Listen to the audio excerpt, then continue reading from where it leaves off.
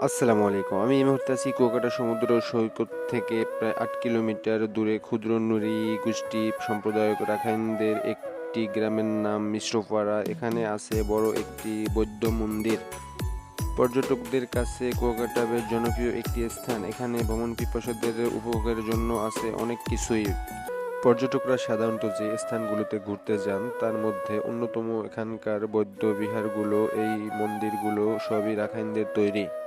কুয়াকাটার প্রাচীন কুয়ার সামনেই সীমাবদ্ধ মন্দির। কাঠের তৈরি এই মন্দির কয়েক বছর আগে ভেঙে দালান তৈরি করা হয়েছে। তবে মন্দিরের মধ্যে এখনও আছে প্রায় ৩৭ মণ ওজনের প্রাচীন অষ্টধাতুর তৈরি বুদ্ধ মূর্তি।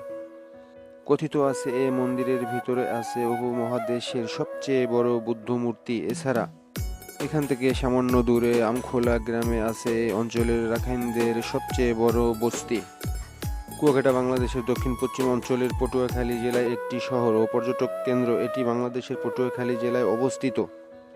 এখানে আছে কুয়াকাটা সমুদ্র সৈকত, যা পর্যটকদের কাছে সাগরকন্যা হিসেবে পরিচিত। ১৮ কিলোমিটার দীর্ঘ সৈকত বিশিষ্ট কুয়াকাটা বাংলাদেশের অন্যতম নিসর্গ সমুদ্র সৈকত। এটি বাংলাদেশের একমাত্র সৈকত যেখানে থেকে সূর্যোদয় এবং সূর্যাস্ত দুটোই দেখা যায়।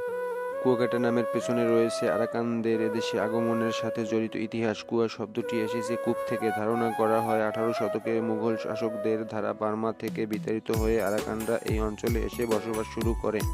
তখন এখানে শুভ জলের অভাব পূরণ করতে তারা প্রচুর কুয়ো বা কূপ খনন করেছিলেন। সেই থেকেই এই অঞ্চলের নাম হয়ে যায় কুয়াকাটা।